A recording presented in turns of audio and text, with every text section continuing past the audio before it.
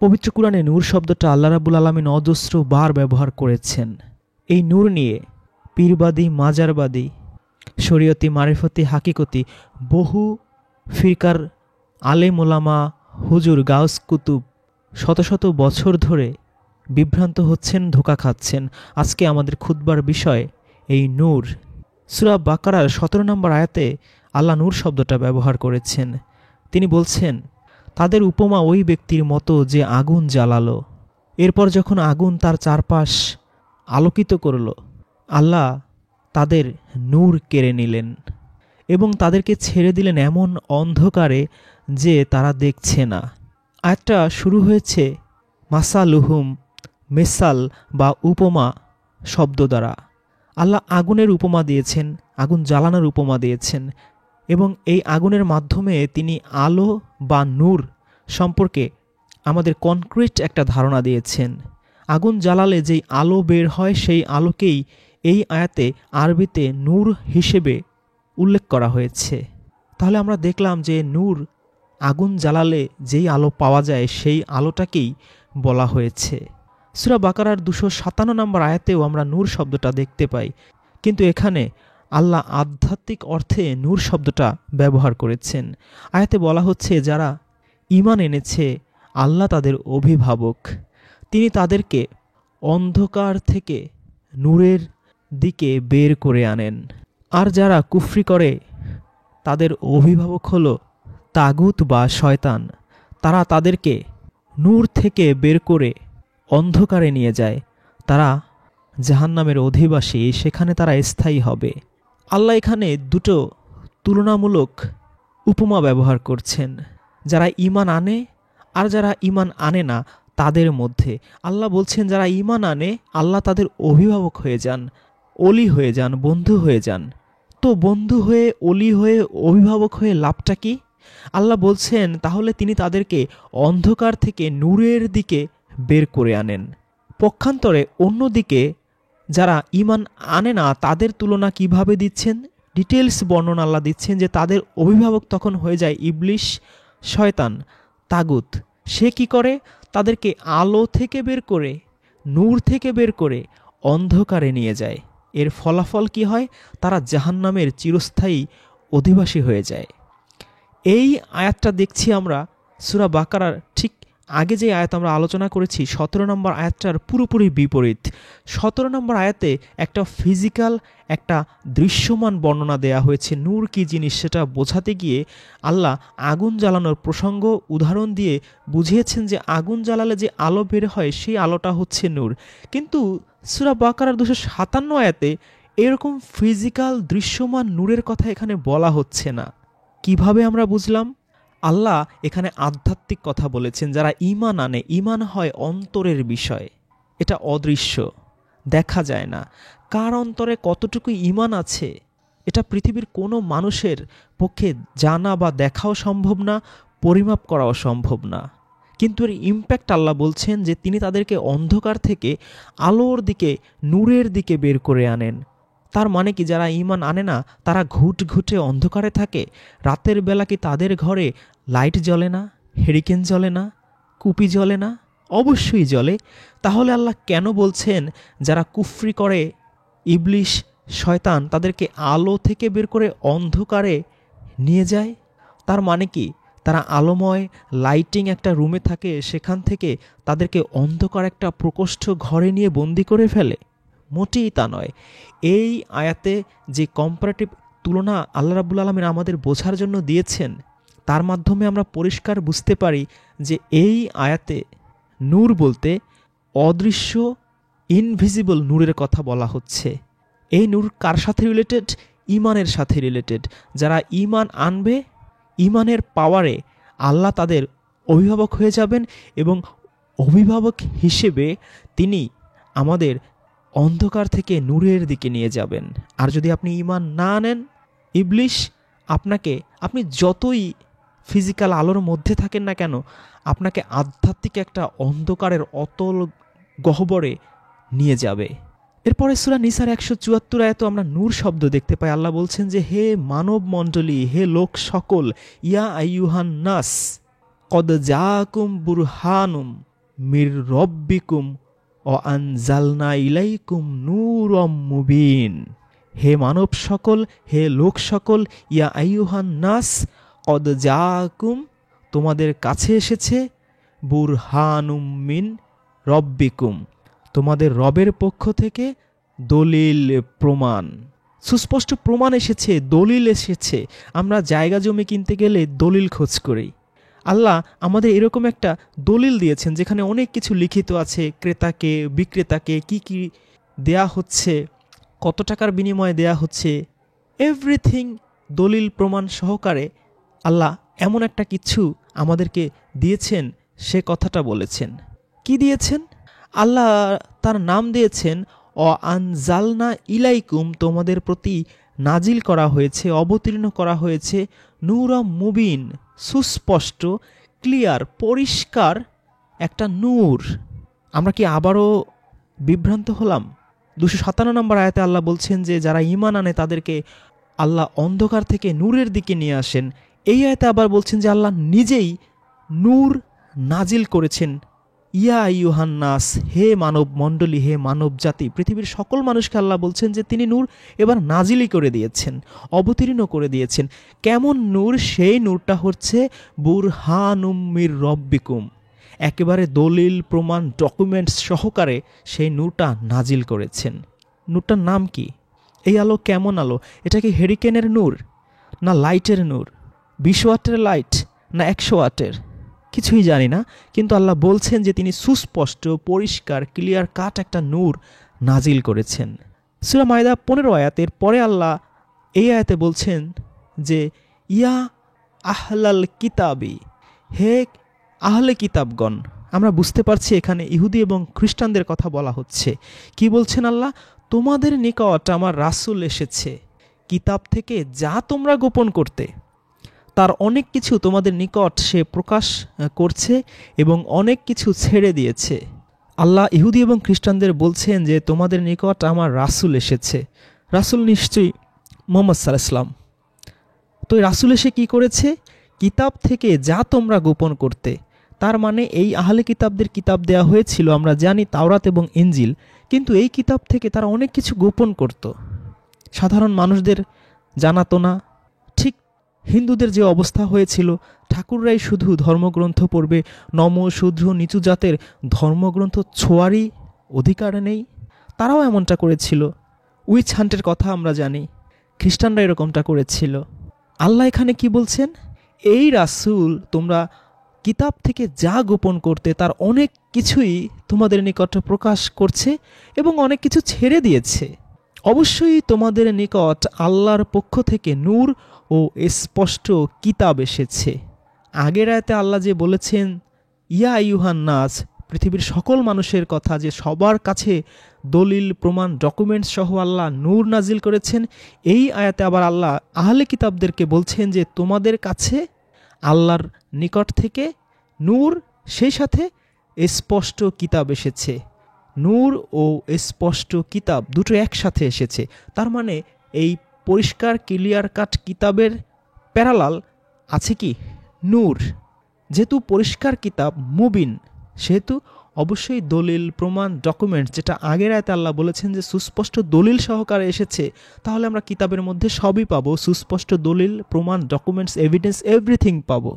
তাহলে পৃথিবীর কাউকে আর বাদ দেওয়া হলো না। যারা আহলে কিতাব তাদেরকে সম্বোধন করা হয়েছে সূরা মায়দার 15 আয়াতে, আর আমভাবে যারা আহলে কিতাব নয় তাদের সবাইকে সম্বোধন করা হয়েছে সূরা নিসার 174 আয়াতে। কি নাজিল করা হয়েছে? নূর। তার আগে আমরা দেখেছি এই নূরের মাধ্যমে আল্লাহ কি করেন? সূরা বাকারার 257 আয়াতে আল্লাহ বলেছেন তিনি যারা ঈমান আনে তাদেরকে অন্ধকার থেকে নূরের দিকে বের করে আনেন। একটা নূর নাজিল করেছেন, আবার আরেকটা নূরের দিকে তিনি নিয়ে যাবেন। দুটো নূর আমরা এখন পেয়ে গেলাম।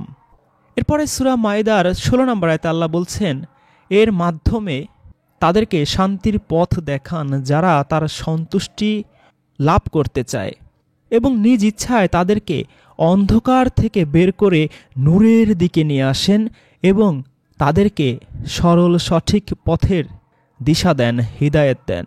এবার আমরা নূরের একটা এইম দেখলাম, লক্ষ্য দেখলাম, উদ্দেশ্য দেখলাম, যে এই নূর যে আল্লাহ নাজিল করেছেন সুস্পষ্ট কিতাবের মাধ্যমে, এর মাধ্যমে আলটিমেট টার্গেট কি? তাদেরকে সরল পথের হিদায়াত দেন, সঠিক পথের দিকে পরিচালিত করেন। কাদেরকে? যদিও আল্লাহ সম্বোধন করেছেন ইয়া আইয়ুহান নাস আর ইয়া আহলাল কিতাব, তাদেরকে পৃথিবীর বলতে গেলে সবাই কি, যারা কিতাবধারী এবং যারা কিতাবধারী নয়। কিন্তু এর মাধ্যমে সবাই অন্ধকার থেকে নূরের দিকে বের হয়ে আসতে পারবে না। তারাই পারবে যারা আল্লাহর সন্তুষ্টি লাভ করতে চায়। তাদেরকেই আল্লাহ নিজ ইচ্ছায় অন্ধকার থেকে বের করে নূরের দিকে নিয়ে আসেন, সরল সঠিক পথের দিকে নিয়ে আসেন।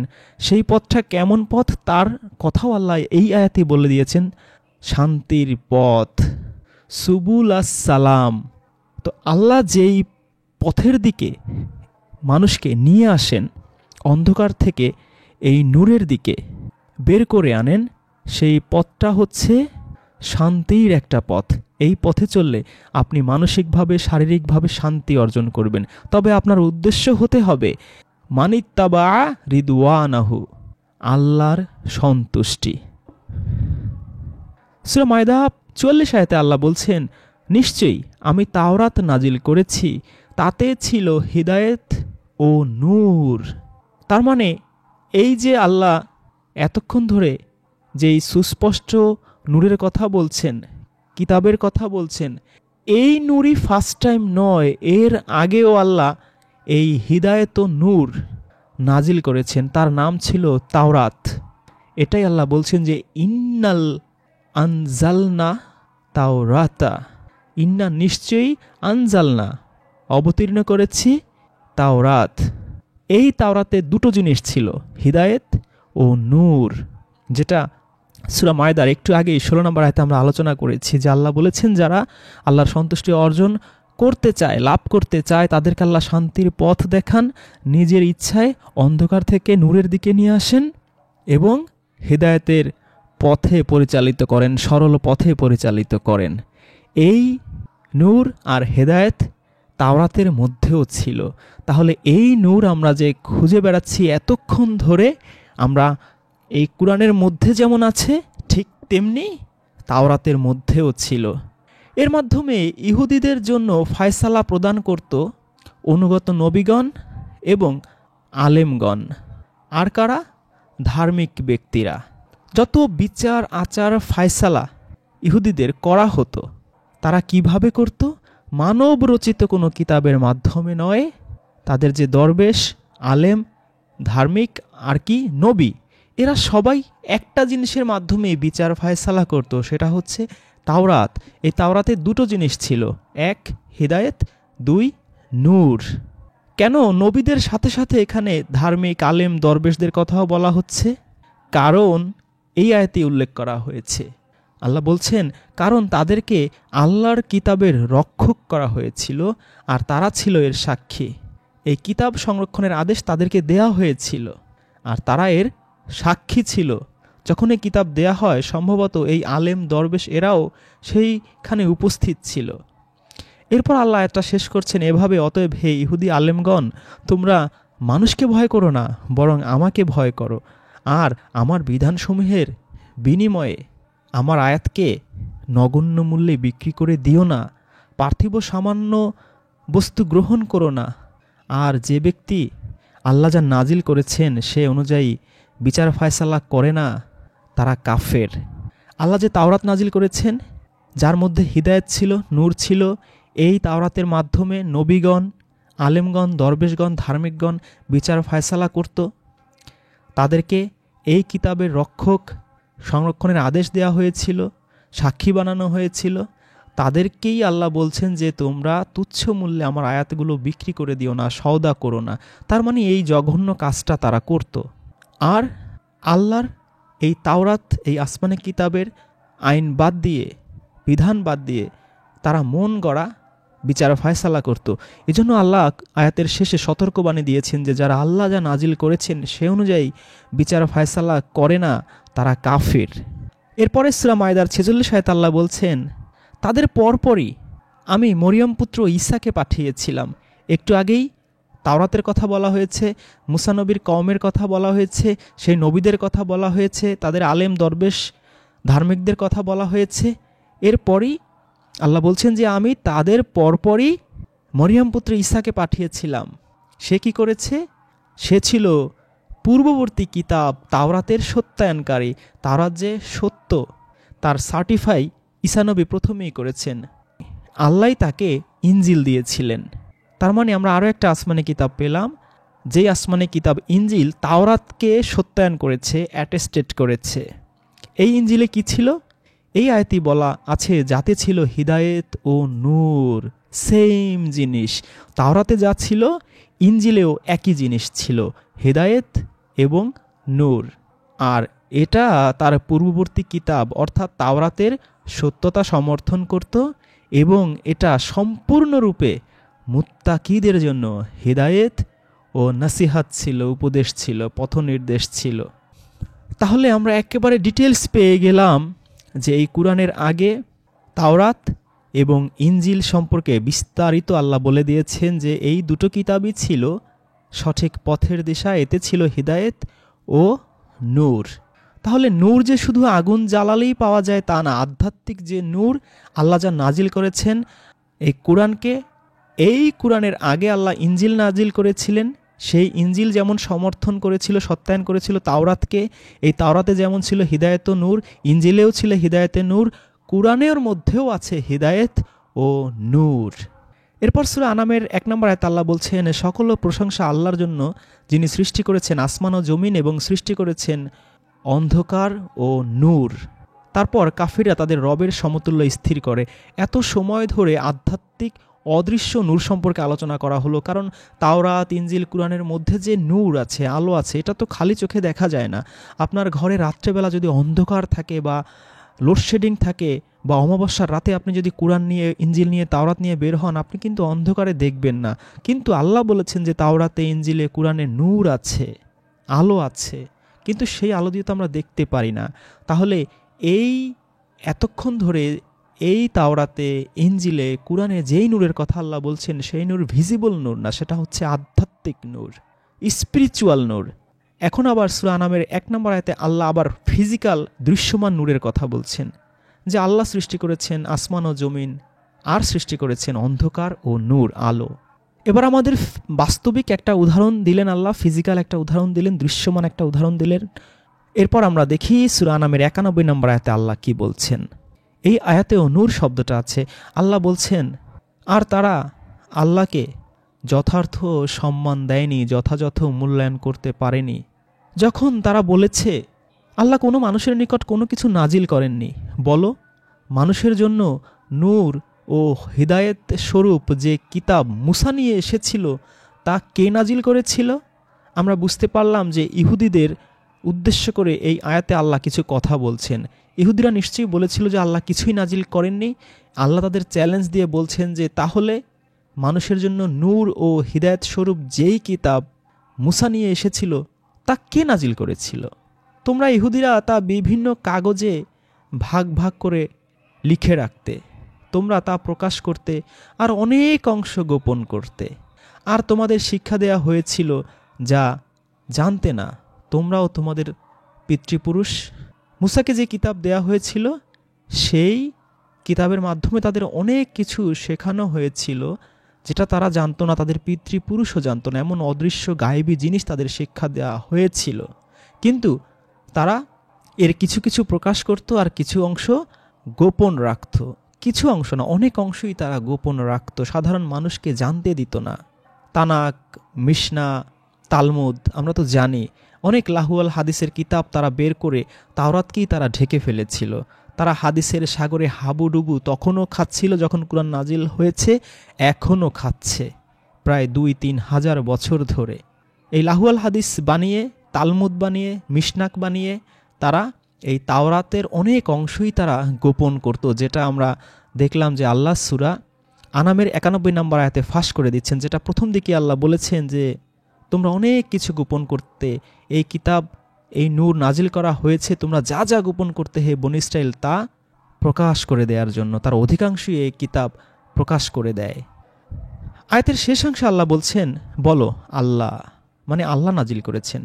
এরপর আল্লাহ বলছেন তারপর তাদেরকে ছেড়ে দাও, তাদের প্রসঙ্গ বাদ দাও, আর তারা তাদের নিরর্থক কথাবার্তায় লিপ্ত থাকুক, আনন্দ ফুর্তি করতে থাকুক।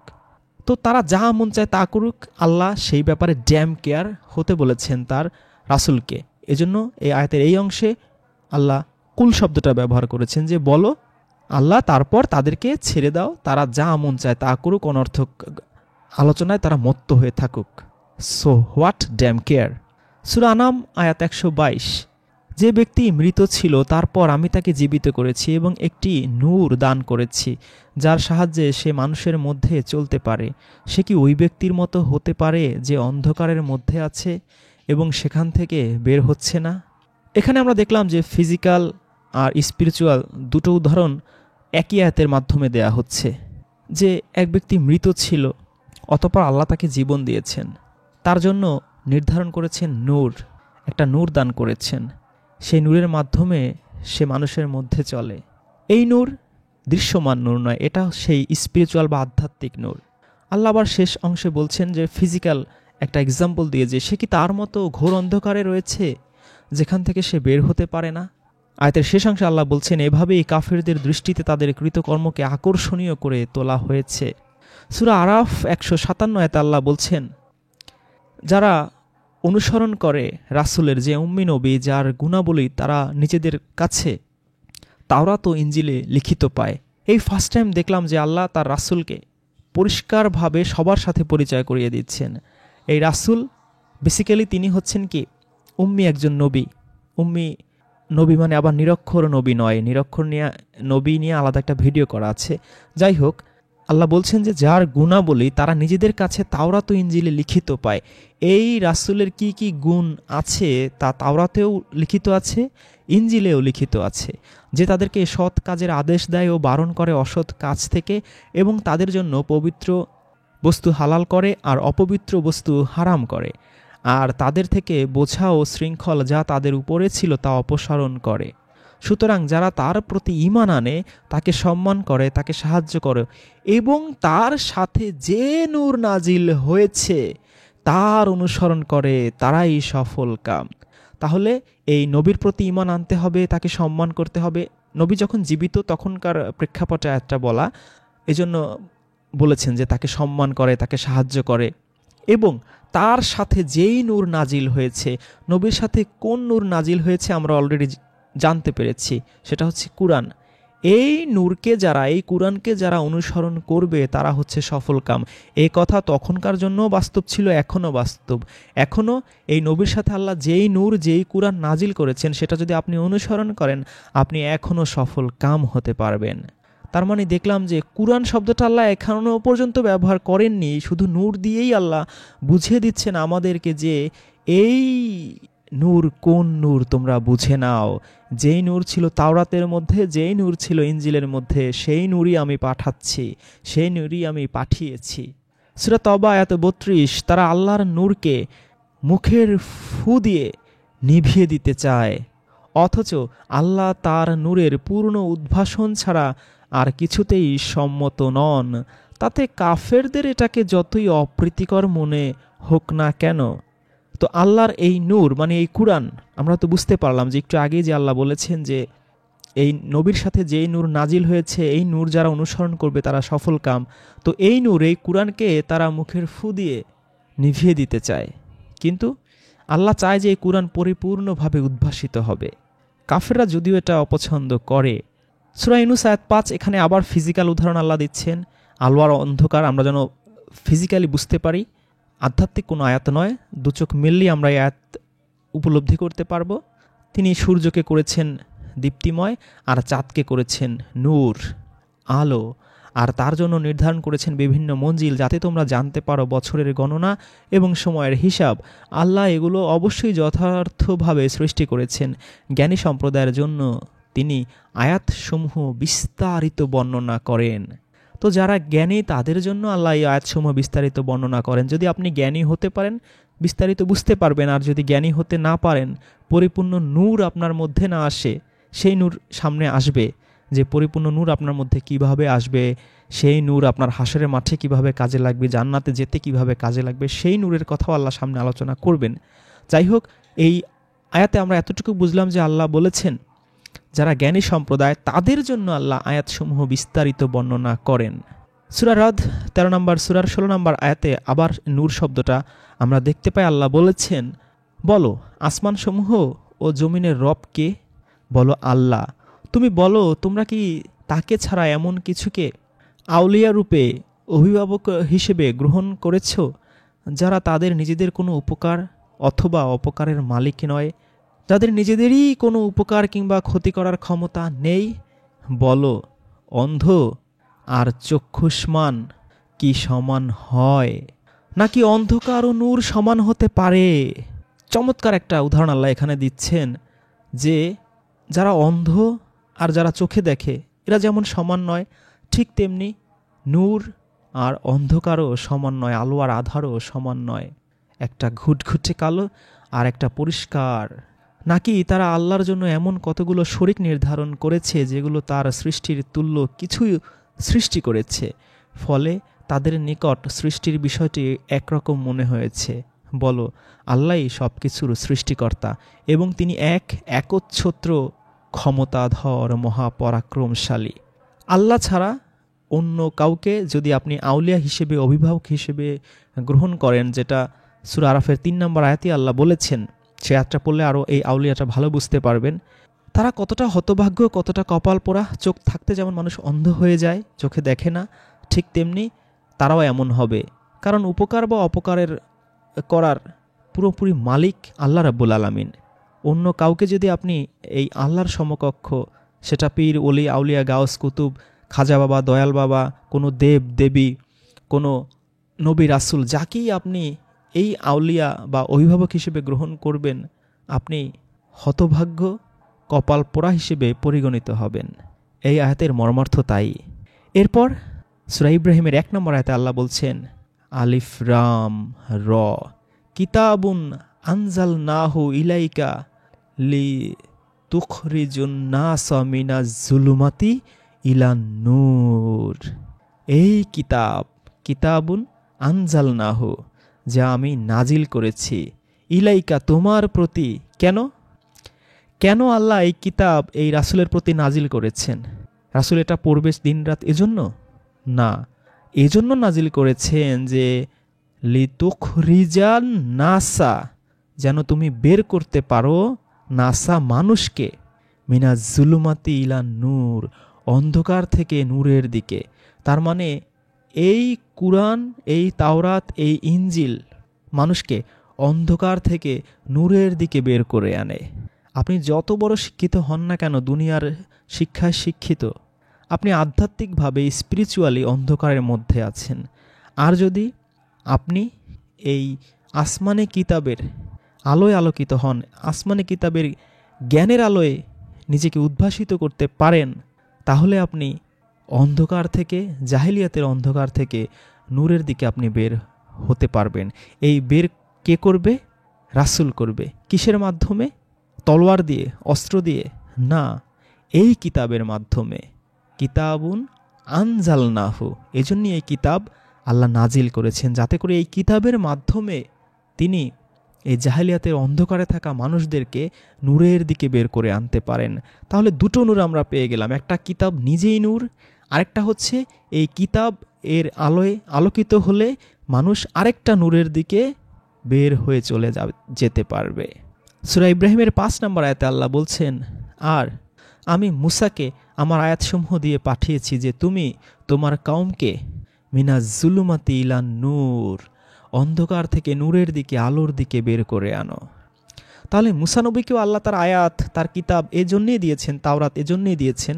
এখানে আবার ডিটেলস আল্লাহ বলে দিচ্ছেন যে কেন দিয়েছিলেন, যাতে তিনি তার কওমকে অন্ধকার থেকে নূরের দিকে বের করে আনতে পারেন। তাহলে আমরা দুটো নূর আবারও পেয়ে গেলাম।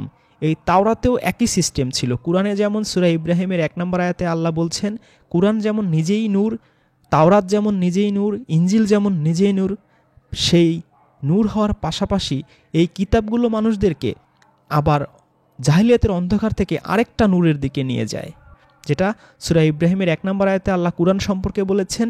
আবার 5 নম্বর আয়াতে মুসা নবীর তাওরাতের উদাহরণ দিয়ে আল্লাহ বলেছেন যে মুসাকেও আমি এরকম আয়াত দিয়েছিলাম যাতে করে সে সেই নূরের আয়াত, সেই তাওরাতের মাধ্যমে মানুষদেরকে জাহেলিয়াতের অন্ধকার থেকে মিনাজ জুলুমাতি ইলান নূর, আলোর দিকে, নূরের দিকে নিয়ে যেতে পারে। তাহলে আবারও আমরা দুটো নূর পেলাম, একটা আসমানি কিতাব নিজেই নূর, আরেকটা হচ্ছে এই নূরের মাধ্যমে মানুষ জাহেলিয়াতের অন্ধকার থেকে আরেকটা নূরের দিকে যেতে পারে। এবার সূরা নূর আয়াত 35 আল্লাহ বলছেন আল্লাহ আসমানসমূহ ও জমিনের নূর। এবার আল্লাহ নিজের সম্পর্কে একটা স্পিরিচুয়াল ধারণা আমাদের দিচ্ছেন যে আল্লাহ নিজেই নূর। তবে এই স্পিরিচুয়াল ধারণাটা তিনি একটু প্র্যাকটিক্যালি, দৃশ্যমানভাবে আমাদের বোঝার জন্য দিয়েছেন। আমরা যতটুকু বুঝতে পারি, যতটুকু নূর আমরা পাবো, যতটুকু হেদায়েত আমরা পাবো, সেই আলোকে হয়তো আমরা যার যার মতো বুঝতে পারবো। কেমন নূর? আল্লাহ বলছেন তার নূরের উপমা, তার নূরের দৃষ্টান্ত হলো এমন যেন একটা দ্বীপ আধার, একটা চিমনি, একটা তাক, যাতে একটা প্রদীপ আছে, একটা ল্যাম্প আছে, বা ধরুন একটা হেরিকেন আছে, বা একটা মোমবাতি আছে। সেই প্রদীপটা একটা কাচের পাত্রের মধ্যে, তাহলে সেই মোমবাতিটা বা সেই ল্যাম্পটা একটা কাচের পাত্রের মধ্যে। হেরিকেনটাই আপনি ধরতে পারেন যে হেরিকেনের মধ্যে মনে করুন একটা নূর আছে। কাচটা যেন একটা উজ্জ্বল তারকা। সেই কাচটা কেমন? সেই চিমনিটা কেমন? মুক্তার মতো উজ্জ্বল। প্রদীপটা একটা বরকতময় জয়তুন গাছের তেল দ্বারা জ্বালানো হয়। এই প্রদীপটা একটা বরকতময় জয়তুন গাছের তেল দ্বারা জ্বালানো হয়, যা পূর্বেরও নয়, পশ্চিমেরও নয়। প্রদীপটিতে আগুনের স্পর্শ ছাড়াই ওই গাছের তেল উজ্জ্বল আলো ছড়িয়ে দেয়। আগুনের স্পর্শও লাগে না, উজ্জ্বল আলো বিকিরণ করে। নূরের উপরেও নূর, মানে নিচেও নূর, উপরেও নূর। আল্লাহ যাকে চান তার নূরের দিকে পথ দেখান। আল্লাহ নিজে নূর, আল্লাহ যাকে ইচ্ছে করেন তাকেই তার সেই নূরের দিকে পথ দেখান। তিনি মানুষের জন্য নানা রকম উপমা উপস্থাপন করেন, পেশ করেন। আল্লাহ সব কিছুই ভালোভাবে জানেন। সূরা নূর আয়াত 40 অথবা তাদের কর্মসমূহ গভীর সমুদ্রে গাঢ় অন্ধকারের মতো, ঘনীভূত অন্ধকারের মতো, যাকে আচ্ছন্ন করে আছে ঢেউয়ের উপরে ঢেউ, তার উপরে মেঘমালা, মেঘ রাশি। অনেক অন্ধকার, এক স্তরের উপর অপর স্তর। কেউ হাত বের করলে আদৌ তা দেখতে পায় না। আর আল্লাহ যাকে নূর না দেন তার জন্য কোনো নূর নেই। আমরা আবার একটা ফিজিক্যাল এক্সাম্পল দেখলাম যে এই নূরটা কতটা ইম্পর্ট্যান্ট। গভীর অন্ধকার সমুদ্রে ঢেউয়ের পরে ঢেউ, সমুদ্র বিজ্ঞান পড়লে হয়তো আয়াতটা ভালো বুঝতে পারবেন। এত প্রচণ্ড ঢেউ, মেঘের মতো বিশাল আছড়ে পড়া ঢেউ, এবং এই গভীর সমুদ্রে থাকে প্রচণ্ড ঘুটঘুটে অন্ধকার। হাত বের করলেও সেই হাত সে দেখতে পায় না, এত অন্ধকার। আয়াতের শেষ অংশে আল্লাহ বলছেন যে আল্লাহ যাকে নূর না দেন তার জন্য কোনো নূর নেই। প্রশ্ন হচ্ছে, এই কুরআন তো আল্লাহ সমগ্র বিশ্বের মানুষের জন্যই নাজিল করেছেন, কিন্তু নূর সবার জন্য নয়, সবার কপালে কুরআন জোটে না। এই কুরআন পড়েও কেউ পথভ্রষ্ট হতে পারে, এই কুরআন পড়েও কেউ সেই নূর নাও পেতে পারে, এই কুরআন পড়েও তার অপব্যাখ্যা মানুষ দিতে পারে বা শুনতে পারে, এই কুরআন পড়েও মানুষ আয়াতের ভুল অর্থ বুঝতে পারে। সে এই কুরআনের আয়াত পড়বে কিন্তু এর তাফসির তর্জমা করবে লাহু আল হাদিসের আলোকে। আগের যুগের আলেম ওলামা পীর মাশায়েখ দরবেশটা যেইভাবে যেই আয়াত বুঝেছেন বুঝিয়েছেন সেইভাবে সে বুঝবে, তার কপালে নূর জুটবে না। আল্লাহ যাকে নূর না দেন তার জন্য কোনো নূর নেই। সুতরাং আপনার সামনে কুরআন থাকতে পারে, কিন্তু আল্লাহর সেই নূর হয়তো আপনি নাও পেতে পারেন। সূরা আহজাব আয়াত 43 আল্লাহ বলছেন তিনি তোমাদের প্রতি সাল্লু করেন এবং তার ফেরেশতারাও তোমাদের জন্য সাল্লু করে। আল্লাহ সাল্লু করেন, ফেরেশতারাও সাল্লু করে। দুরূদ শরীফ ভিডিওতে ডিটেলস আলোচনা করা হয়েছে এই সাল্লু সম্পর্কে। কেন সাল্লু করে আল্লাহ, কেন সাল্লু করে ফেরেশতারা, তার উত্তর আল্লাহ এই আয়াতেই দিয়েছেন, যাতে করে মিনাজ জুলুমাতি ইলান নূর, যাতে করে তোমাদের অন্ধকার থেকে মিনাজ জুলুমাতি থেকে নূরের দিকে নিয়ে আসতে পারেন, আর তিনি মুমিনদের প্রতি অতি দয়ালু। তাহলে এই স্পেশাল একটা দয়া আল্লাহ মুমিনদের জন্য করেন, সবার জন্য এটা উন্মুক্ত নয় যে আল্লাহ এবং তার ফেরেশতারা সাল্লু করবে, তাদের সাথে সংযোগে স্থাপন করবে। এটা সবার জন্য করবে না আল্লাহ, এই নূর দেওয়ার জন্য। এই স্পেশাল নূরটা আল্লাহ তাদেরকেই দেবেন যারা মুমিন হবে। খাঁটি মুমিন কারা, এই বিষয়টা তাহলে আমাদের জানতে হবে। তা না হলে এই স্পেশাল নূর আপনি পাবেন না। আল্লাহ এবং তার ফেরেশতারা আপনার সাথে সংযোগ স্থাপন কখনোই করবে না, কখনোই সাল্লু করবে না। সাল্লু করার শর্ত হচ্ছে, এই আয়াতের শেষ অংশে আল্লাহ বলে দিয়েছেন বিল মুমিনিনা রহিম, যারা মুমিন তাদের জন্য এই আল্লাহ রাহিম হবেন, এই দয়াটা তাদের জন্য করবেন। তাহলে আপনাকে মুমিন হতে হবে। মুমিন হলে আল্লাহ এবং তার ফেরেশতারা আপনার সাথে কন্ট্যাক্ট করবে স্পিরিচুয়ালি, আধ্যাত্মিকভাবে, তখন আপনাকে এই নূরটা, স্পেশাল নূরটা দান করবে। তাহলে আমরা একটু জেনে আসি এই মুমিন কারা, কি করলে আপনি মুমিন হতে পারবেন।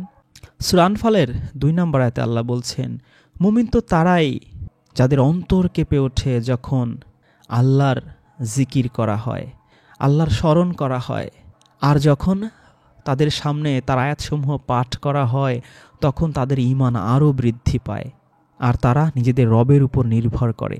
3টা কোয়ালিটি বলা হয়েছে। 1, যখন আল্লাহর নাম স্মরণ করা হবে, আল্লাহর নাম উচ্চারণ করা হবে, আপনার অন্তর কেঁপে উঠবে। আপনার অন্তর কেঁপে উঠবে। আপনার অন্তর কি কেঁপে ওঠে আল্লাহর নাম উচ্চারণ করা হলে, আল্লাহকে স্মরণ করা হলে, আল্লাহর আয়াতসমূহ, এই কোরআনের আয়াত পড়া হলে কি আপনার ঈমান বৃদ্ধি পায়? যদি এই কোরআনের আয়াত পড়া হলে আপনার ঈমান বৃদ্ধি না পায়, ধরে নেবেন, বুঝে নেবেন যে আপনি এখনও মুমিন হতে পারেননি। 3 নম্বর, তারা নিজেদের রবের উপর নির্ভর করে, আল্লাহর উপরই ভরসা করে। এই 3টা কোয়ালিটি যদি আপনার থেকে থাকে, আরও 2টা কোয়ালিটি আপনার লাগবে। 3 আয়াতে আল্লাহ বলেছেন, যারা সালাত কায়েম করে আর আমি তাদেরকে যেই রিজিক দিয়েছি তা থেকে ব্যয় করে। কতটুকু? সূরা বাকারার 219 আয়াতে আল্লাহ বলে দিয়েছেন, তোমাদের প্রয়োজনের অতিরিক্ত যা আছে তা তোমরা ব্যয় করবে। আপনার প্রয়োজনের অতিরিক্ত যা আছে আপনি ব্যয় করবেন। 1 বছর অপেক্ষা করবেন। কেউ আপনার কাছে অভাবে অসহায় আত্মীয় স্বজন প্রতিবেশী এসে কিছু চাইছে, আপনি বলবেন না, 1 বছর অপেক্ষা করো, জাকাতের সময় আমার সম্পদ হিসেব করে 2.5% দিব। হবে না। আপনাকে ইনস্ট্যান্ট সাহায্য প্রার্থীকে দিতে হবে।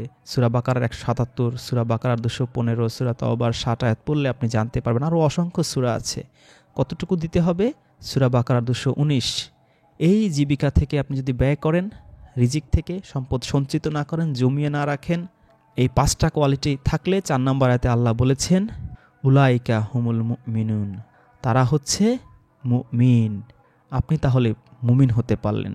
আর আপনার জন্য রয়েছে রবের পক্ষ থেকে ক্ষমা, সম্মানজনক জীবিকা আর উচ্চ মর্যাদা। আর এরকম মুমিন যদি আপনি হন, সূরা হাজাবের 43 আয়াতে আমরা দেখলাম যে আল্লাহ বলছেন, আল্লাহ এবং তার ফেরেশতারা তাদের সাথে সংযোগ স্থাপন করে, এক আধ্যাত্মিক রিলেশনশিপ আপনার সাথে বিল্ড আপ করবে। এই রিলেশনশিপ বিল্ড আপের মাধ্যমে, এই কন্ট্যাক্ট করার মাধ্যমে, এই সংযোগ স্থাপনের মাধ্যমে আপনাকে অন্ধকার থেকে নূরের দিকে নিয়ে যাবে।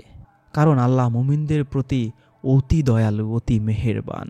আয়াতের শেষ অংশে আল্লাহ বলেছেন, সূরা ফাতিরের 20 আয়াতে আল্লাহ বলেছেন, ওয়ালা জুলুমাতু ওয়ালা নূর, অন্ধকার আর নূর, আলো সমান নয়। সূরা জুমার 22 আয়াতে আল্লাহ বলেছেন, আল্লাহ ইসলামের জন্য যার অন্তর খুলে দিয়েছেন, যার ফলে সে তার রবের পক্ষ থেকে নূরের উপর রয়েছে, সে কি তার সমান যে রূপ নয়? অতএব ধ্বংস সে লোকদের জন্য যাদের হৃদয় কঠিন হয়ে গেছে আল্লাহর জিকির থেকে।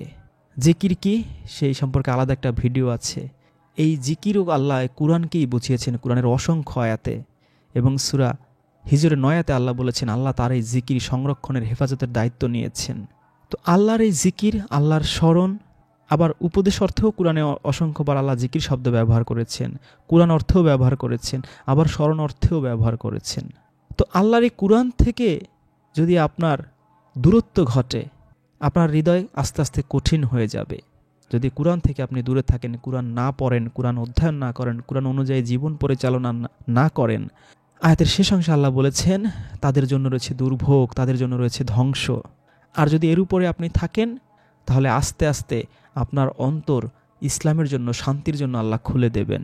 যেটা এই ইসলাম, এই শান্তির কথা আল্লাহ যে প্রথমেই আমাদের বলেছেন সূরা মায়দার 16 নম্বর আয়াতে, যে এর মাধ্যমে, এই কুরআনের মাধ্যমে আল্লাহ তাদের শান্তির পথ দেখান যারা আল্লাহর সন্তুষ্টি লাভ করতে চায়।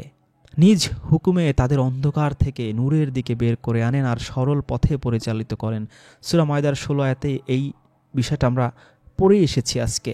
তো এখানে আমরা আবার দেখলাম এই শান্তির জন্য, ইসলামের জন্য তার অন্তর খুলে দেন, এই শান্তির দিকে যেমন পরিচালিত করেন, যেটা আমরা 16 নম্বর আয়াতে পড়েছি সূরা মায়দার।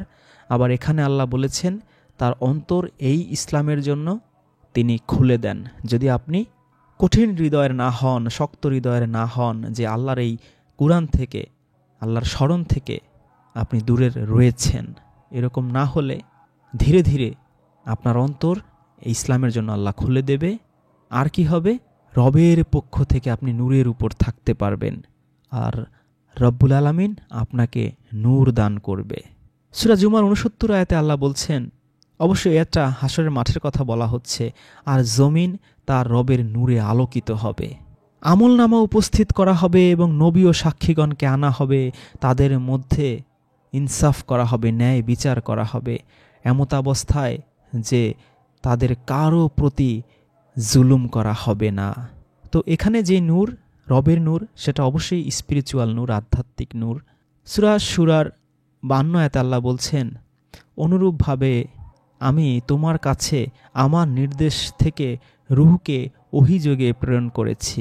এই রুহু 5-6 অর্থে কুরআনে ব্যবহৃত হয়েছে। রুহুমিন আমর, রুহুল কুদ্দুস, রুহুল আমিন, আবার রুহু বলতে জিব্রাইল, আবার রুহু বলতে আল্লাহর আদেশ, আবার রুহু দ্বারা ঈসা নবীকে শক্তিশালী করা হয়েছিল। আবার এই রুহ ফুঁকে দিয়েছিলেন আদমের মধ্যে, যেটা ডিভাইন এনার্জি হিসেবে, আধ্যাত্মিক শক্তি হিসেবে কাজ করেছে। তো এখানেও আমরা সেই আধ্যাত্মিক শক্তি বা ডিভাইন এনার্জি হিসেবে প্রয়োগ দেখছি। সূরা শুরার 52 আয়াতে যে আল্লাহ বলছেন যে আল্লাহর সেই রুহুকে ওহীযোগে প্রেরণ করেছেন।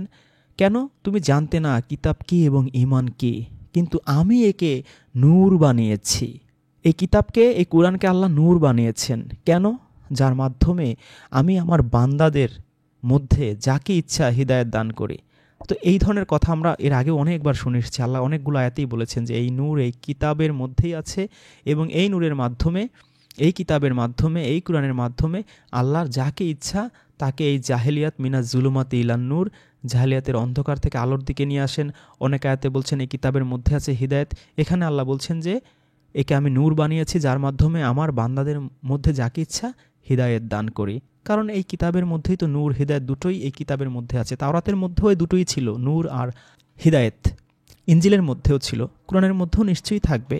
আর নিশ্চয়ই তুমি সরল পথের দিক নির্দেশনা দাও।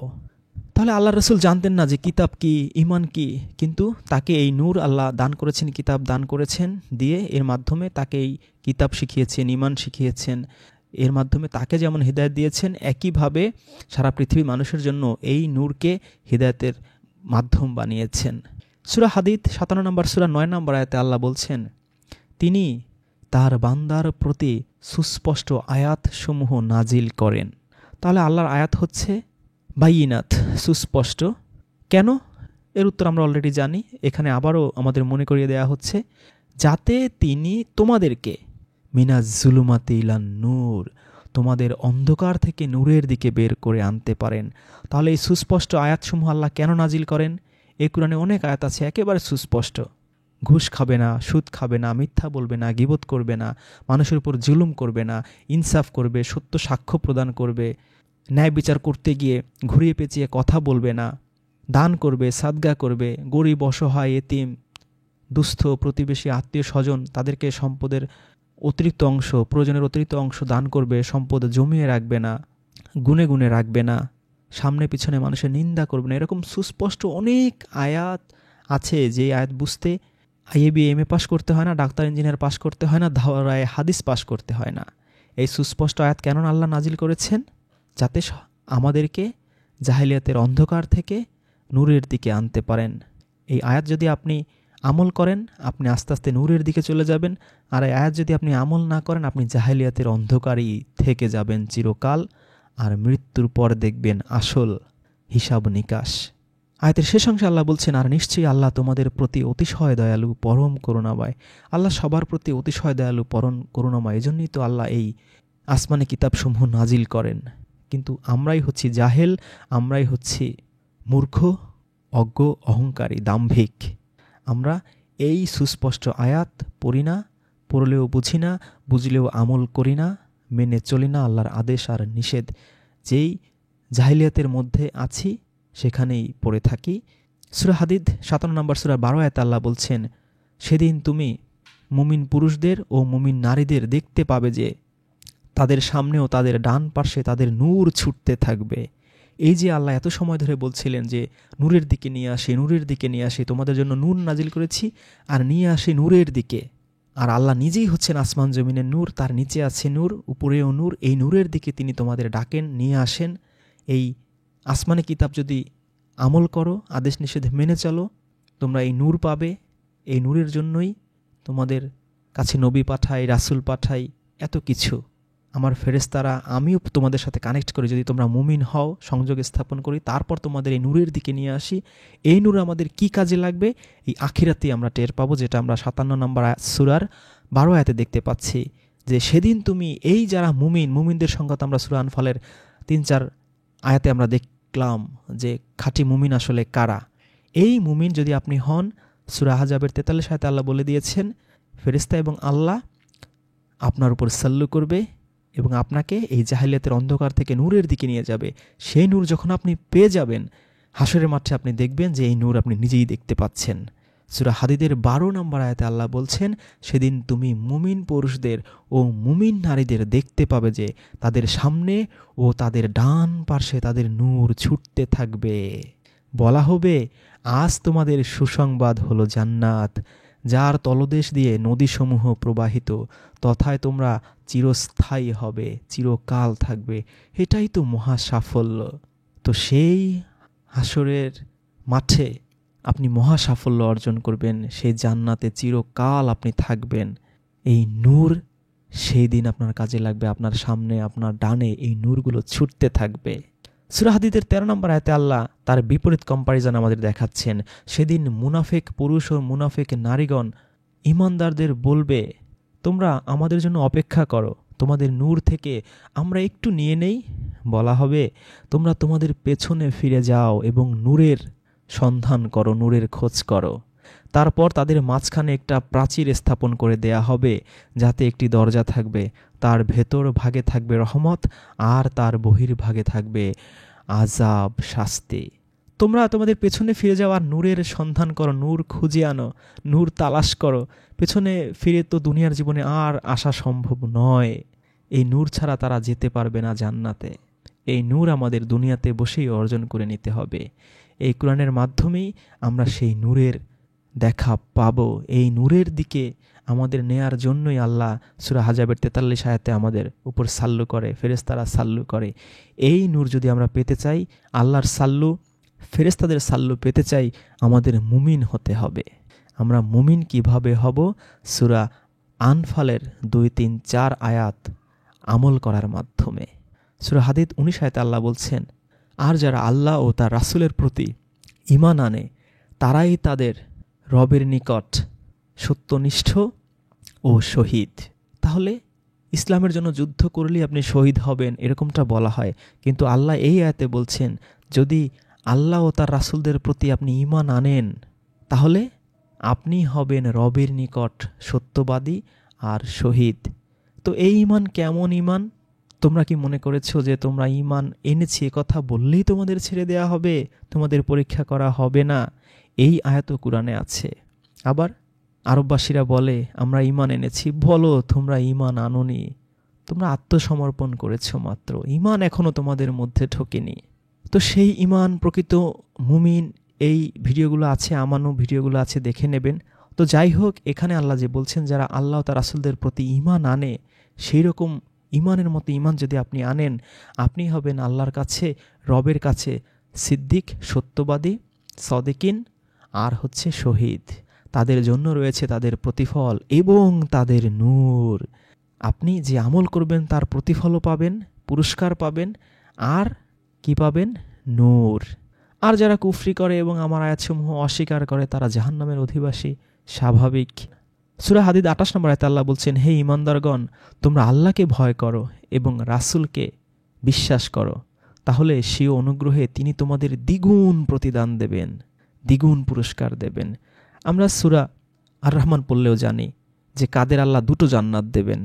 তো 2টো জান্নাত দেয়া, দ্বিগুণ পুরস্কার দেয়া আল্লাহর কাছে কোনো বিষয় না, কিন্তু আপনাকে আল্লাহকে ভয় করতে হবে, আপনাকে মুত্তাকি হতে হবে।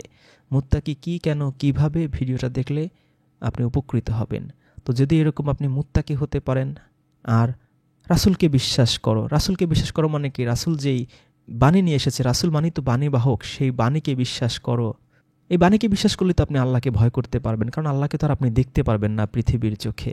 তাহলে আপনাকে এই রাসূলের রিসালাতের এই নূর, সেই কুরআনকেই বিশ্বাস করতে হবে। সেই কুরআন পড়লেই আপনার আস্তে আস্তে আল্লাহর প্রতি ভয় চলে আসবে। আর আল্লাহর নাম শুনলে যদি আপনার অন্তর কেঁপে ওঠে ভয়ে, তাহলে তো আপনি মুমিন হয়ে যাবেন। যে এই মুমিন হওয়ার যে 4-5টা ক্যাটাগরি, কোয়ালিটি, ক্রাইটেরিয়া, তার মধ্যে একটা তো এটাই। তাহলে কি হবে? স্বীয় অনুগ্রহে তিনি তোমাদের দ্বিগুণ পুরস্কার দেবেন এবং তোমাদেরকে এমন এক নূর দান করবেন যার সাহায্যে তোমরা পথ চলতে পারবে। সেই হাসরের মাঠে আপনি যেমন পথ চলতে পারবেন, জান্নাতের দিকে যেতে পারবেন, দুনিয়াতেও আপনি সহজ সরল সঠিক পথে, সিরাতুল মুস্তাকিমের পথে চলতে পারবেন এই মহামূল্যবান নূর এর মাধ্যমে। এক্সট্রা কি বেনিফিট হবে আপনার? তিনি তোমাদেরকে ক্ষমা করে দেবেন। আল্লাহ ক্ষমাশীল, পরম দয়ালু।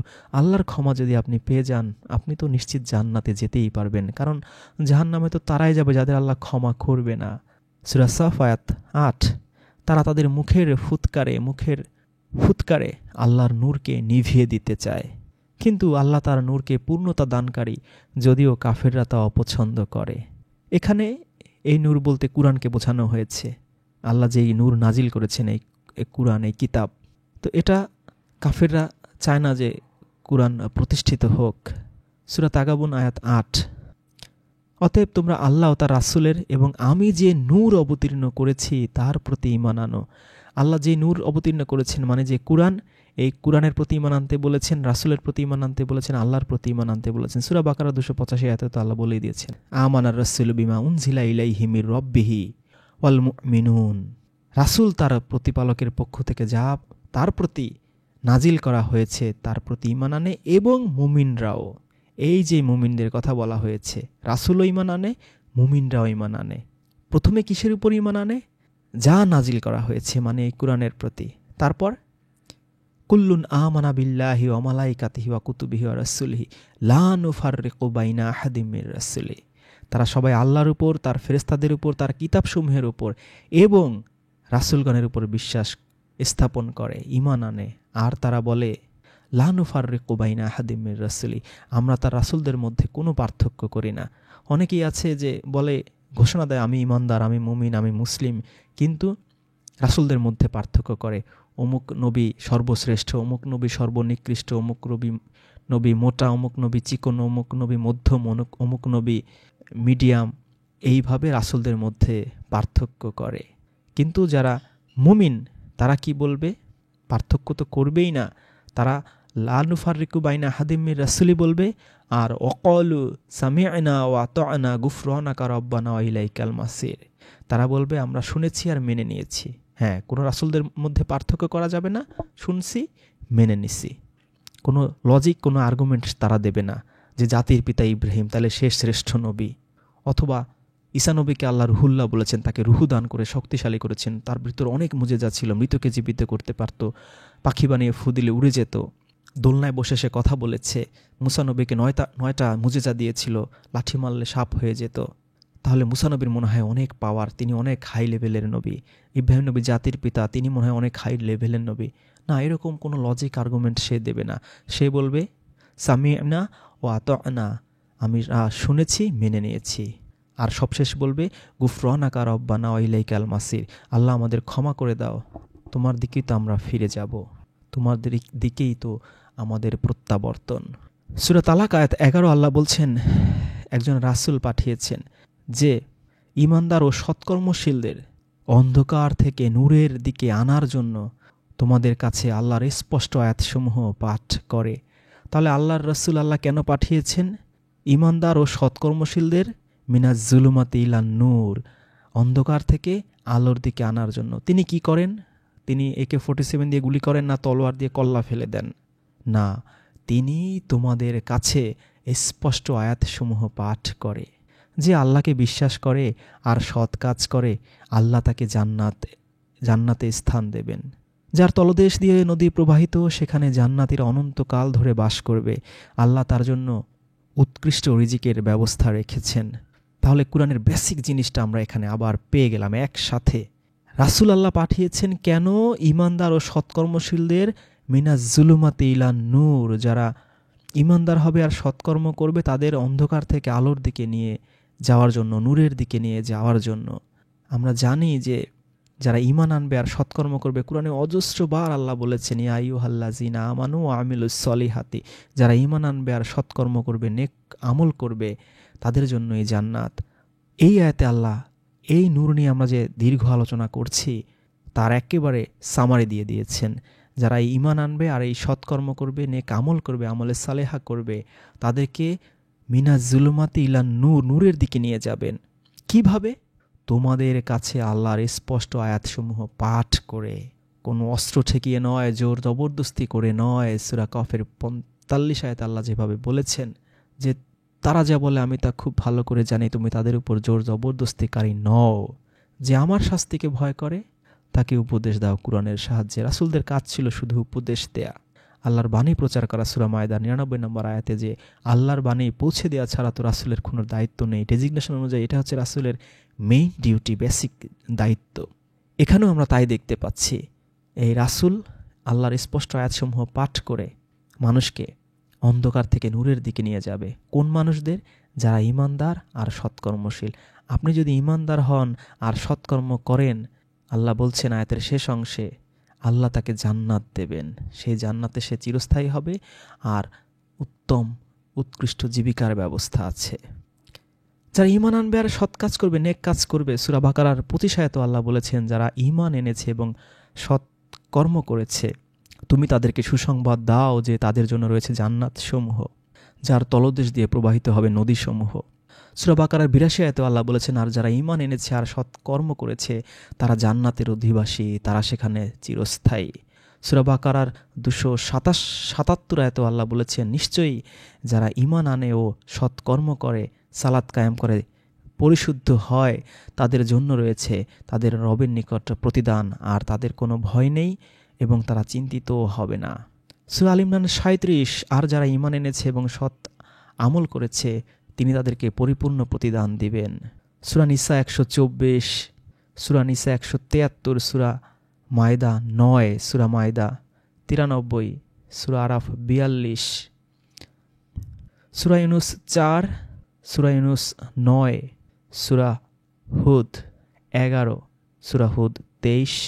আল্লাহ বলছেন নিশ্চয়ই যারা ঈমান আনে সৎকর্ম করে তাদের রবের কাছে বিনীত, তারাই জান্নাতের অধিবাসী, তারা সেখানে স্থায়ী হবে। সূরা রদ আয়াত 29, সূরা ইব্রাহিম আয়াত 23, সূরা বনী ইসরাঈল আয়াত 9, সূরা কাহাফ আয়াত 2, সূরা কাহাফ আয়াত 30, সূরা কাহাফ আয়াত 107। আল্লাহ বলছেন নিশ্চয়ই যারা ঈমান এনেছে এবং সৎ কাজ করেছে তাদের মেহমানদারির জন্য রয়েছে জান্নাতুল ফেরদাউস। সূরা তাহা আয়াত 75, সূরা আম্বিয়া আয়াত 94, সূরা হাজ আয়াত 14। আল্লাহ বলছেন যারা ঈমান আনে ও সৎ কাজ করে আল্লাহ তাদেরকে দাখিল করবেন জান্নাতে, যার নিম্ন দেশ দিয়ে ঝর্ণা ধারা প্রবাহিত। সূরা হাজ আয়াত 23, সূরা হাজ আয়াত 25, সূরা হাজ আয়াত 50, 56, সূরা নূর আয়াত 55-তে আল্লাহ বলছেন যারা ঈমান আনে ও সৎকর্ম করে আল্লাহ তাদের জমিনে খিলাফত দান করবেন। সূরা শুআরা আয়াত 227, সূরা আনকাবুত আয়াত 7, সূরা আনকাবুত আয়াত 9, 58। আল্লাহ বলছেন আর যারা ঈমান আনে ও সৎকর্ম করে তাদেরকে অবশ্যই আমি জান্নাতে সুউচ্চ প্রাসাদে বসবাসের ব্যবস্থা করব, যার তলদেশ দিয়ে নহর প্রবাহিত থাকবে, তাতে তারা সদা সর্বদা থাকবে। অতি উৎকৃষ্ট প্রতিদান সেই সৎকর্মশীলদের জন্য। সূরা রুম আয়াত 15-তে আল্লাহ বলছেন অতএব যারা ঈমান এনেছে এবং সৎ কাজ করেছে তাদেরকে জান্নাতে পরিতুষ্ট করা হবে। সূরা রুম আয়াত 45, সূরা লুকমান আয়াত 8, সূরা সিজদা আয়াত 19, সূরা সাবা আয়াত 4, সূরা ফাতির আয়াত 7, সূরা সাদ আয়াত 24, সূরা সাদ আয়াত 28, সূরা গাফির আয়াত 58, সূরা ফুসসিলাত আয়াত 8, সূরা শুরা আয়াত 22, সূরা শুরা আয়াত 23, 26, সূরা জাসিয়া আয়াত 21, 30, সূরা মুহাম্মদ আয়াত 2, 12, 29, 11 নম্বর আয়াত সূরা তালাকের, সূরা ইনশিফাক আয়াত 25, সূরা বুরুজ আয়াত 11। আল্লাহ বলছেন, নিশ্চয়ই যারা ঈমান আনে ও সৎকর্ম করে তাদের জন্য রয়েছে জান্নাত, যার তলদেশে প্রবাহিত হবে নহরসমূহ। এটাই বিরাট সফলতা। সূরা 3 আয়াত 6 আল্লাহ বলছেন, ইল্লাল্লাযিনা আমানু ওয়া আমিলুস সলিহাতি ফালাহুম আজরুন গায়রু মামনুন। যারা ঈমান এনেছে ও সৎকর্ম করেছে তাদের জন্য রয়েছে নিরবিচ্ছিন্ন অনন্ত অনিঃশেষ পুরস্কার। সূরা বাইয়িনা আয়াত 7 আল্লাহ বলছেন, ইন্নাল্লাযিনা আমানু ওয়া আমিলুস সলিহাতি উলাইকা হুম খয়রুল বারিয়াহ। নিশ্চয়ই যারা ঈমান এনেছে ও সৎ কাজ করেছে তারাই সৃষ্টির শ্রেষ্ঠ। সূরা আসর আয়াত 3 আল্লাহ বলছেন, ইল্লাল্লাযিনা আমানু ওয়া আমিলুস সলিহাতি ওয়া তাওয়াসাউ বিল হক্কি ওয়া তাওয়াসাউ বিস সবর। অজস্র সূরায় আমরা কোরআনের এই বেসিক জিনিসটাই দেখতে পাই। যারা ঈমান আনবে আর সৎকর্ম করবে, নেক আমল করবে, তাদের জন্য রয়েছে জান্নাত। সূরা তালাকের 11 আয়াতে আমরা এই নূরের সামষ্টিক সংক্ষিপ্ত কোর সিনপসিস দেখলাম যে আল্লাহ বলছেন, যারা ঈমান আনে সৎকর্ম করে তাদেরকে জাহেলিয়াতের অন্ধকার থেকে নূরের দিকে বের করে আনেন। এই নূর যখন আপনি পাবেন, সূরা হাদিদ পড়ে আমরা জেনেছি, আর আল্লাহর প্রতি ঈমান আনবেন, সৎ কাজ করবেন, জান্নাতে আল্লাহ প্রবেশ করাবেন। এখন আমাদের কি করতে হবে? আমরা তো অনেকেই আছি, অনেক পাপ করেছি, গুনাহের কোনো শেষ নেই, পাহাড় সমান পাপের বোঝা নিয়ে দাঁড়িয়ে আছি।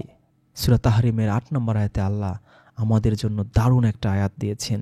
আল্লাহ বলছেন, হে ঈমানদারগণ, তোমরা আল্লাহর কাছে তাওবা করো, খাঁটি তাওবা।